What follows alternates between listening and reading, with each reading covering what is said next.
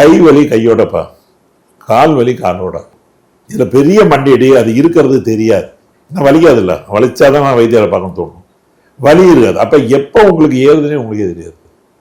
இது எங்கே பாருங்க, மூளைக்கு போனால் மூளையை கெடுக்கும், கண்ணை கெடுக்கும், ஆட்டை கெடுக்கும், கிட்னியை கெடுக்கும், ஸ்பீனை கெடுக்கும், கிட்னி போயிடும், லிவர் போயிடும், மசில்லாம் போயிடும், நரம்புல ஒரு எரிச்சல் வரும் பாருங்க, டயபெட்டிக் நியூரைட்டிஸ்னு.